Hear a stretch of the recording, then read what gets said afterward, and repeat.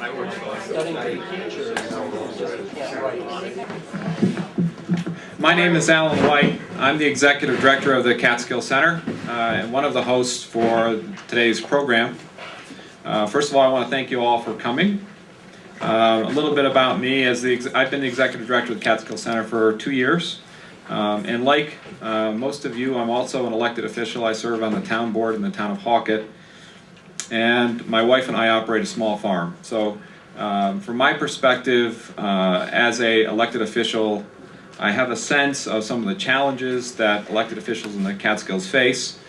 Our objectives for the day include to help the local elected officials figure out who are their resources and the experts that they can draw on as they deal with a very complex set of decisions. In the Catskills, we have some unusual circumstances to deal with as elected officials, and things like a Catskill Park, a New York City watershed. Obviously, a lot of us have dealt with some significant flooding. And we have to deal with all these issues in a time when, as you all know, we have a very tough funding climate. So our two basic themes for the program today is to help you get a sense of what some of the specific local challenges are. In a way, we would term this a sense of place in terms of what does it mean to operate in the New York City watershed. And we've got some of that team here to help you with that. What are the myths and the facts that surround the issues of the Catskill Park and Catskill Preserve? We also, for those of you that would like to get more information on how those boundaries actually look, we have a map that the Catskill Center has produced. I think it's available in the back of the room. And a lot of people find that very interesting because these boundaries that we talk about, like the watershed boundary or the park boundary, I'd like to tell you that they are very logical and easy to identify, but they aren't. So that map will help you with that. The other theme for the day today, especially for the people that are newly elected officials, there are a lot of very complex rules in New York State about how to operate a municipality. So we have some speakers today that will help you with that. And I think one of the keys here is in a one-day program, you're not going to walk away with all the information that you need to make these decisions. But one of our objectives is to give you a sense of where to go in terms of putting a face and a name in your vocabulary in terms of as you deal with tough issues and want to know who is the expert. I think some of our speakers today can help you start along that path. We want to encourage you also throughout the program today to be thinking about opportunities to collaborate, do regional cooperation, not to think strictly about your political boundaries, because I think in this kind of a climate, especially thinking of it as a person that operates in the nonprofit world, we're all looking for ways that we can share services and think across boundaries. A couple examples of the kinds of cooperation and regional expertise that are available to you. We'll have some speakers today that will deal with things like regional revitalization and Main Street type programs. I think one of the things that's really tough in this climate in the municipal world is writing the grants from a lot of different sources, putting it together and figuring out how to operate those things in a way to serve our respective constituents. We have some examples like the MARC project. Peg Ellsworth will be with us a little later. And she's an example of an organization that serves in 3 towns and does a phenomenal amount of grant writing and making some of the state programs that are available to you work at a local level. For those of us that have been dealing with floods, one of the best examples that I can think of is we've all relied very heavily on local soil and water conservation districts.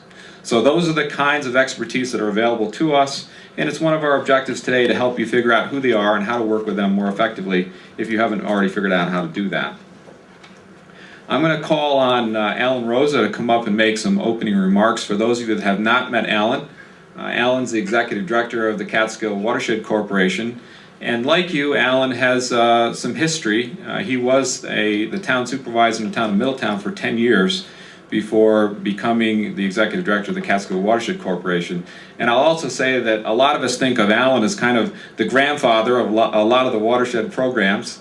Alan, when he was the town supervisor, was one of the key negotiators for the Watershed Memorandum of Agreement. So, Alan, you want to come forward? Thank you, Alan. I would rather be preferred as the woodchuck from the Catskills, because that's truly, you know, who I am and what I'm about, and I'm proud of it. And grandfather sounds older too. Well, yeah, I've been involved in this for well over 20 years now, and it doesn't seem possible. But I'm glad to be here today and to speak with you this morning. As a former town supervisor, I'm very familiar with the challenges you face. As a municipal officer, I remember all too well first coming into office, and I just talked to a gentleman this morning here who's excited but confused and anxious. That's to be normal. Even after you've been in office, as several of you already know, that feeling doesn't really leave.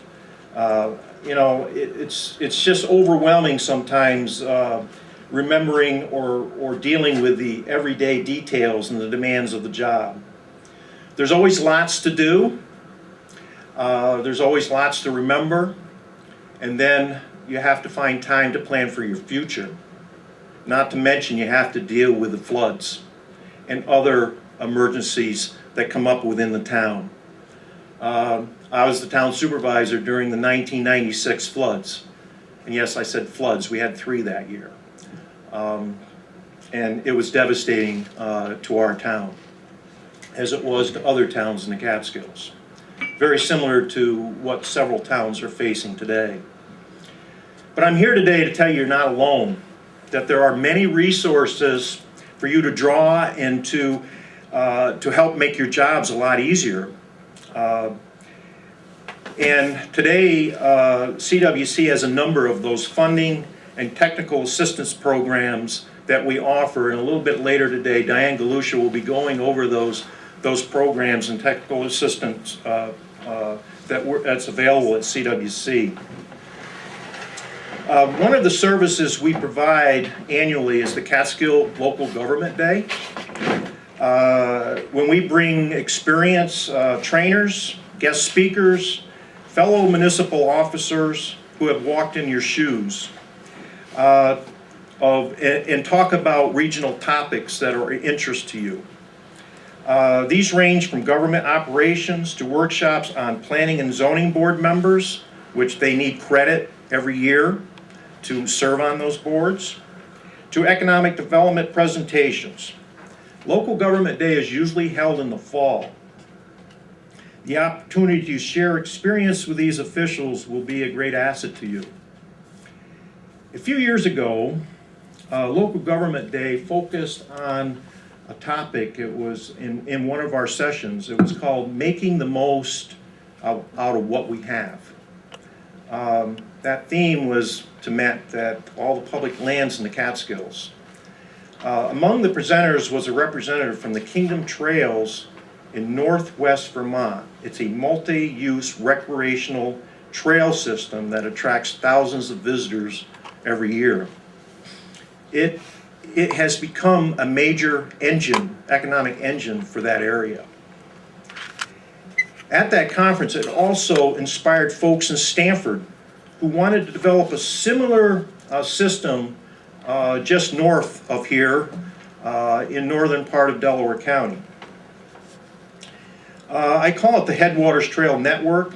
It's kind of a diamond in the rough, but the group of promoters have been working to make it a destination for outdoor lovers. They will be holding a conference in the spring. It's going to be called More Than a Walk in the Woods. It may be an interest to some of you to take advantage of the untapped recreational opportunities that may exist in your own towns. I ask that maybe you stay tuned for more information on this, which will be coming from the Western Catskills Community Revitalization Council. There are a number of regional incentives working to capitalize on these resources. One of them being the Central Catskill Collaborative, which with Peter's guidance, is working to turn the Route 28 corridor into a Catskill Mountain Scenic Byway from Kingston to Andes. CWC is a partner in this effort. We're also, among several other partners, we've worked with the New York City DEP to open up the Cannonsville Reservoir for boating. We provided the money for the pilot project. Last year was the third year of the pilot project. We paid for the study to see if there was any environmental impacts on that by opening up that reservoir. The reports came back and it was negative, and it is our hope that we're going to be able to move forward and open up other reservoirs here in the watershed. Since this is a leadership conference, I would like to make a note of a special workshop for the municipal officers that CWC is planning in March. The date's going to be March 22nd. We have a flood and snow date of March 23rd, just in case. We learned kind of the hard way here a year or so ago with local government day, so we always plan for a flood or a snow day. And I got to tell you this story because Diane's sitting back there, and she'll maybe kind of appreciate it or kill me when we get back to the office. But we had a local government day planned for Hunter, and we had everything set. And you have to know Diane Galusha. She is very particular and very precise of how that day is planned, what goes on, how it takes off, and I mean right down to every little detail. Well, we get to the office at 7 o'clock in the morning and it's raining cats and dogs out.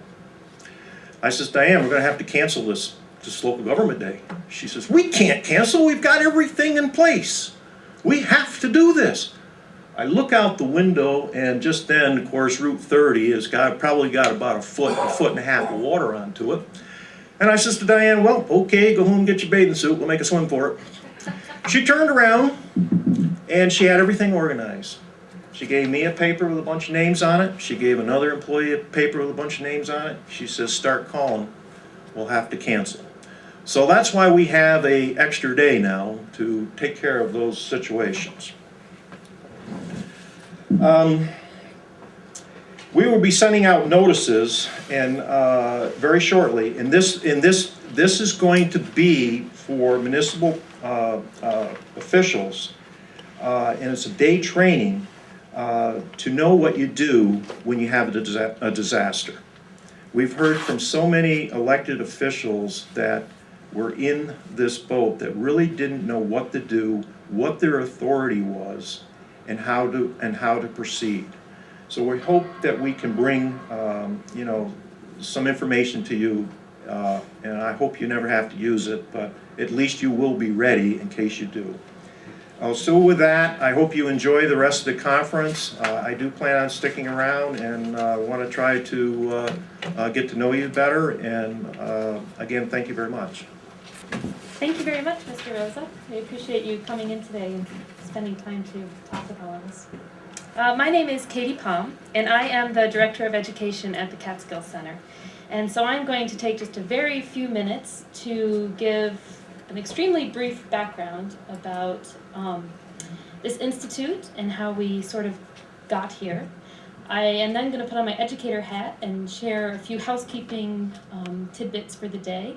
And then I'm going to end with a few questions that I'm going to pose to all of you to think about while you're here today. So as Alan White mentioned earlier, the Catskill Center has what's called a sense of place. And this originally started as a curriculum for students where we have 6 modules, and they cover culture, ecosystems, the water systems, geography, and the history of the Catskills. And for the past 10 years, we have been educating students and teachers about the Catskills and a sense of place. And as we were working on this project, we realized this is wonderful. We're reaching all of these students and all of these children, but there's also an audience out there that we're not reaching that should also learn about the Catskills and learn about all the resources and the wonderful things that we have here and learn to appreciate the Catskills and where we are. And so conversations started that we needed to branch out into an adult audience and work on a sense of place and provide trainings on a sense of place. And so with the help from a grant from the Land Trust Alliance, we were able to create this institute, which is the Catskill Region Leadership Institute. And so we are very excited about this program. And through the grant, we will be able to offer 3 more programs similar to today. And I'll talk about that more in a minute. But as Alan mentioned in his talk, there are 3 goals for today's program. And in your green folders, there are the slides. You don't have to read the whole thing. And so I hope you will think about these goals today as we work throughout the program. Anything else you want to add about the history and the sense of place for the... I'll add it. Okay. Thanks. I want to move on and talk about, I said today's tips, but they aren't really today's tips. I'm going to put on my educator hat for today because there's just a couple housekeeping items that I probably should go over before we get started. The first, and this always makes me feel like a flight attendant, but if anyone needs them, the restrooms are out the hall and to your right. If any of you have cell phones, we ask that you please put them on quiet mode so that we aren't disturbed by phone ringings today. And then I just wanted to go through your green folders. If you could all pull out your green folders, there's a couple things that I wanted to point out to you today. The first thing is on the back of the welcome letter that lists our goals, we have an agenda for today. And if you look at the agenda, you'll see that we have many speakers, and we have tried to pack as much as we can into the day. And so during lunch today, we are going to take time for you to get your food, to network for a little while, but while you're eating, we may call you back together and start our next speaker while you're finishing lunch. Please don't feel rushed to finish eating. Feel free to still wander. The speaker knows that you're going to be eating lunch while she's speaking, so don't feel like you're being rude if you go back for more food. So I just wanted to let you know that that may happen during lunch today. Another thing I wanted to let you know is because we have tried to fit in so many speakers for today, we're going to ask that you jot down your questions. And at the end of the day, toward the end of the day, we're going to have all of our speakers come up to the front of the room and we'll do 45 minutes of questions and answers for the speakers. So we're just asking that you hold your questions until then, and then we can have a large group discussion instead of doing it right after we have our speakers. What else did I have for housekeeping? I think that was it for housekeeping. What I wanted to do was just take a few minutes to mention our evaluation, which you should have been handed separately when you were given your green folder. And what I was hoping everyone would do was take your evaluation and turn it over and think about what Alan White said about what our 3 goals were for today, which are on your welcome sheet.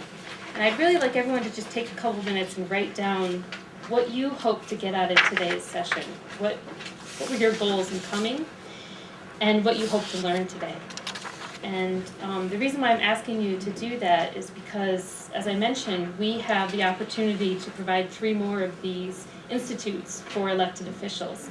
And so we would like you to also think about what topics would be of most interest or would provide the most information for you as an elected official. And so as we're going through the day, if there was something you came here hoping that we would discuss, that we would talk about, and we don't get to it, please let us know that that might be a topic for a future discussion. The other thing is with this grant, we have the opportunity to create a web page which will provide more resources for elected officials in this region. And so we would like to know if you have any resources you would recommend for this website. If there are resources that, as you're doing your jobs as elected officials, that you haven't been able to find and you hope that we can add to this website so you have more information, please jot it down. And also on the website, we will have today's program set in videos and so you can come back and review anything if you miss something. So that's why we have Mr. Channon here today who's recording the events. So that will be online at a future date. And we'll also take all the questions and answers that you've asked and make sure we put those up so that if you miss something today, that you have those answers in the future. So really looking forward to you filling out your evaluation at the end of the day. And Mr. White mentioned that we have the Catskill map. And so I guess I'm bribing you. If you will fill out your evaluation, we will happily give you a map to take. Of course, if you don't, we'll give you a map, but please fill out your evaluation. We would really appreciate your feedback and your help in forming the future institutes that we will hold. That was really all I had, and then I was going to turn it over to Peter Manning, who was really going to get into the meat of today and talk a little more about facts and figures and give you a sense of place of the Catskills and provide more information. Thanks, Katie, and thanks everyone for coming. Was there one more slide there? There it is. That is the map that Alan referred to, and the one you'll get if you fill out your evaluation, or even if you don't. The white area on the map is recognized by the state of New York as being the Catskill region. And what is the Catskill region? We could talk about that all day, but the white area is one definition. It was designated in laws of 1971 and 1973. There's a story that goes along with that, but the good news is that the region is recognized by the state. There's not a lot of resources that go along with that. For instance, we have Hudson River Valley Greenway. That's a region on the map. It's got resources, incentive programs. We have Tug Hill Commission up on the Tug Hill. Resources, assistance programs. So here in the Catskills, we have the boundary, but we really have to make our own way and sort of develop a louder voice. Also develop among the partners what these resources are and how we can work together to have a louder voice for Albany. That's one of the themes. Another theme is what Alan said, making the most of what we have. We often don't even realize what it is that we have and how great it is. That's a theme that I want to build on today. So I'm going to put on my regional planning hat, and like the rest of the state, we're well known for our number of local governments. 155. There's a lot of authority here, right? Each local government can regulate and things of that nature, but how do we work together? And how do we work together to build on what makes a place special? Two of those areas are the Catskill Park, the Forest Preserve in it, and New York City watershed. Many people, when you talk about the watershed, yeah, there's a lot of regulations and the valleys were drowned, true.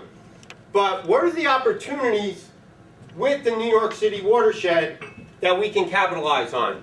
Likewise with the Catskill Park. Yeah, it's forever wild, you can't log it, state owns it all. Actually, that's not true. The Forest Preserve, the state owns all. There are private lands, many of them inside the park, but we can't cut the trees and so forth. That's true as well. What are the positive qualities in the park and in the Forest Preserve that we can build on? That's what we want to focus on today. Yes, those other things exist, but how do we work together to make the most of what we have? And here are some of those things. I always like to stand up and say, other places wish they had what we have in the Catskills. And many of those things are simple, and we take them for granted. Our historic hamlets. I have a picture, this is Phoenicia in the 80s or 90s. I have one in the 50s from the same angle. It's no different. Yeah, the bus has got curved features on it, but these places have stayed the same. Okay, that's a double-edged sword, right? We have the qualities, while other places outside the Catskills have gotten sprawl, we've retained this traditional pattern, right? So outside the region, they call it smart growth, right? We have the smart part, but we need the growth. And a lot of that growth has to do with these qualities, the surrounding open spaces, the historic, compact, walkable, mixed-use hamlets, fertile lands, and recreational opportunities, scenic opportunities. Yes, challenges too, but opportunities. A sense of community. Most of us come from these small communities where we know each other. That's a very powerful thing. And one of the things that this conference tries to do is elevate that a little bit to the regional scale. So these things are to be celebrated, they're to be pursued to our economic benefit. Tourism and recreation isn't going to solve everything, but we can do a lot more. So again, keeping that regional hat on, looking at just a couple of examples of how municipalities work together. Up on the Greene County mountaintop, which in and of itself is defined by the fact that half of Greene County is up on the mountaintop, and they share resources and opportunities that are the same. So the 9 municipalities in that area said, let's get together, let's talk about it, let's work on it, let's build on it. What are the things we share? Well, Thomas Cole first walked into the mountains to paint the mountains. Caught the, the eye of a lot of people, started to open the area up and, really say that it is special. It's the home of Rip Van Winkle. They've created an art trail that connects some of the things. Catskill Center and others, Town of Hunter, are working on a scenic byway on the mountaintop. Scenic byways attach all your resources together as a group of municipalities. Package and promote those things as a region or a sub-region so that no one historic train ride or scenic overlook or waterfall is going to carry the day. But together, when people get here, how do they sort of linger and experience and celebrate the place? This was a great project on the mountaintop that I was involved in. Pretty robustly attended, a number of participants, partners from the state right down to the 9 municipalities to do exactly what I'm talking about. How do you look at those resources, find the commonalities, break into separate groups? The pictures here from the Recreation Subcommittee. There's an old rail trail that used to go to the Catskill Mountain House, which of course is no longer there, but it's a beautiful place. It's state-owned land. How do you use that resource to connect with the downtown, for instance? That's just one example of how the mountaintop communities are trying to do what, in large part, I think we're saying here today. Working together to capitalize on those shared resources. Here on the 28 corridor, another project Catskill Center and I'm involved in, it's 7 municipalities in 2 counties. I went to each of the municipalities and said, let's start talking to each other. I would like you, please, to designate 2 people from each of your municipalities to come out and have what we call the regional dialogue, right? Again, we share the park, we share the watershed. How do we work together to promote those? So as Alan mentioned, we have this scenic byway proposal. We're at the point where we're going to each municipality and saying, please endorse a proposal. Fleischman's has endorsed it. We're working with Shandaken and Middletown. And again, this will help us get recognized by the state government in Albany and bring more resources, more tourism to the area. We're working on a number of things, a few of them here, and Bill Rudge, DC, will talk about some of these things today. As many of you know, lower down on this corridor towards Kingston, there's been a site for 20 plus years that was designated for the formation of a Catskill Interpretive Center. Well, the site's been there, not much has happened, and at one of these meetings of the collaborative, when everyone got together, we had Diane Galusha come and tell us about a kiosk project that she worked on. After the presentation, we all sort of said, well, how are we going to get a kiosk on the front of the Catskill Interpretive Center site on Route 28? Here's the power of the dialogue that took place. the fellow from Andy says, you know, we're sort of struggling. Who wants to be on this committee? How are we going to do this? How are we going to get the resources? Fellow from Andy says, did you call SUNY Delhi? Does anyone know anyone at SUNY Delhi? I do, right? One thing led to another, and a construction class and an architecture club working with the collaborative, the Friends of the Catskill Interpretive Center, the DEC, and others actually got this project done. So now the region comes together and says, this is a place of our future. This is where we want to create a gateway, rather than just, yes, we know the site's there and it's sort of waiting for things to happen. How can you create a microcosm of what you want ultimately at the front of this site? So that's one project. It's a success. We like to be able to point to successes because that keeps the momentum going. Another sort of low-hanging fruit project that we have is create an audio driving tour CD for Route 28.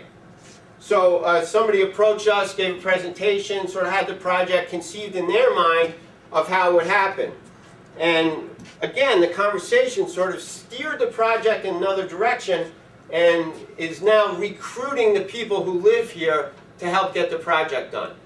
What I mean by that is we plan on having local people do interviews to make this audio CD, okay? Rather than one voice that would drive down the corridor and sort of tell you what's here and what's there.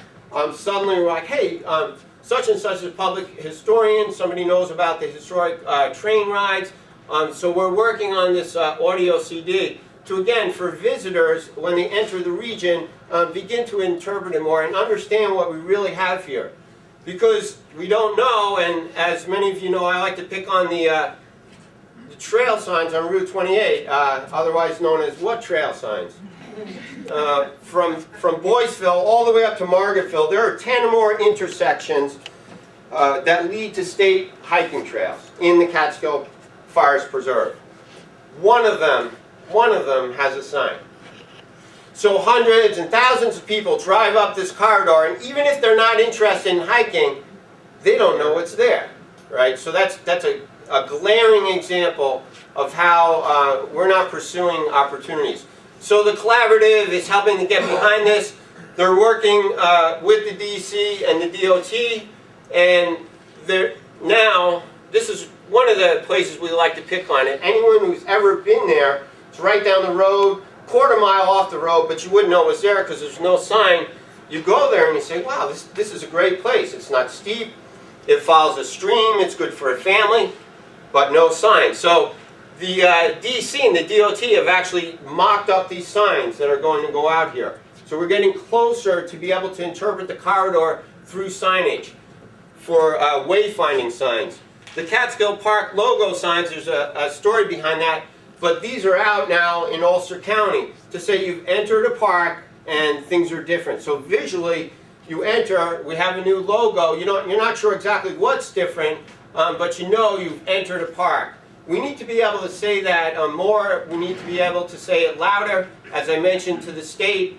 Then there are these other signs called tourism-oriented destination signs. All the businesses and the restaurants, lodging off these side streets need to be able to advertise.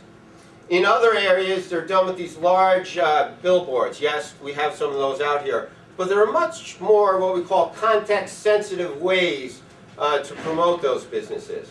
So the DC and the DOT, again, have special signs to be able to do this. But most of the businesses don't know about this, right? So we're having a meeting, and I took the opportunity to make a sign out of that too. And we have a snow date, Alan, or a flood date. It's the next day. But this will be at the Shandaken Town Hall, and we're going to have those representatives from the DEC, from the DOT, and even hopefully from the town of Shandaken, who's taking the lead on some of the local street signs, to be able to tell the municipalities and the partners in the park how local municipalities are involved here, and businesses, as well as the state, can help sort of brand this corridor as well as the whole park with these signs. So just a couple of activities that are going on. Now, this is one of Alan White's favorite maps, and he touched on this a little bit. here's another way to look at the Catskills, sort of the greater Catskills. These are all the public lands in the region, the greater region. Yeah, okay, there's a few conservation easements on here as well, but by and large, what you're looking at are publicly accessible lands. This is our story, right? Like it or not, or looking at the history, we have this now. We're heading in this direction more as we go forward, meaning there will be more public lands in the Catskills, and they will be open for all kinds of uses. The Catskill Forest Preserve in green, DP, other state forests to the north in the region. So there are a number of things that you can think about when you look at this. Again, how do we make this more well known? How does it help drive our economy? And one of the ways that we looked at it recently, earlier this year, what is it worth, right? And so what? Down the Shawangums to the south of here, there are 3 large contiguous land holdings, collectively forming the Shawangum Ridge. Yes, they're closer to the city. Yes, there's more population, so they're going to get higher visitorship. But these 3 organizations got together and others and said, can we put a figure on this? Because putting a figure on the public lands and letting people know what that is going to send a message to other parties, right? Local governments, state government. So that's exactly what they did, and they came up with some interesting figures. Again, it's more populated down there, so more people are going, but we don't really have this number for this area. It's a little harder to get a grip on, but how many people are coming here? Where are they going? What are they doing? And again, what are they missing out on? So the fellow that did this used a number of equations that have been tested. They're well known with the National Park Service. And he produced, not more than a 20-page report that says this is what the Shawangums Ridge, about 30 miles long, 10 miles wide, this is what it's worth. And this is what it's worth to the local economy as translated in number of jobs and spin-off businesses and so forth. And when the state was last year trying to close these public parks, they held a study up and they said, you can't close Minnewaska Park because this is what it does for everyone in the region and for the state as a whole. And we've proven it to you. So I don't want to say this study single-handedly stopped the closing of Minnewaska Park, but it went a long way and it got people's attention. Yeah, all those trees up there where everyone else goes, and that's worth something. That's worth something to them, and it's worth something to us. And there are opportunities to make it even better. So what we did, we said, boy, wouldn't it be nice to be able to do something like that for the Catskills? So really the first step is to get some people to come here and talk about that for the Catskills. And that's exactly what we did. We, being Catskill Center, Catskill Heritage Alliance, and Catskill Mountain Keeper. 3 regional organizations, and this is an important point, that don't always agree. And we have multiple examples of that. All these organizations obviously aren't going to agree on everything. But the trick here, like the municipalities I showed you and so forth, is what is the common ground? And for this project, we all agreed on that common ground. I think others did too. We went to Catskill Watershed Corporation. We let them know what we were doing. Yeah, it makes sense to identify what the value of the place is. So the fellow that did the Shawangum study, we had him come down and speak, Brian Zweig. Then there was a similar study in the Adirondacks, and what this fellow, Ken Drake, did was sort of a critique of that. There was some sort of mixed views on that study, and what he did was he compared it to regions that were like the Adirondacks. So we had this event. They each spoke for a little while, and Dave Channon filmed it, as he's doing here now, and Dave also created the poster. And at the end of the event, everybody said, let's do that for the Catskills. So that's what we did. Well, that's what we began to do, and we put out an RFP, the 3 organizations, and we wound up choosing Brian Zweig, who did the Shawangum study, And we're going to kick this project off in January. So a lot of us think that there are opportunities, we know there are opportunities to improve on access to public lands, promotion, and so forth. But we want to start at the baseline level and say, what is it worth now, right? How many people are coming here? Who's signing the trailheads, information like this, and get a baseline data to work from? Where are they going? Where aren't they going?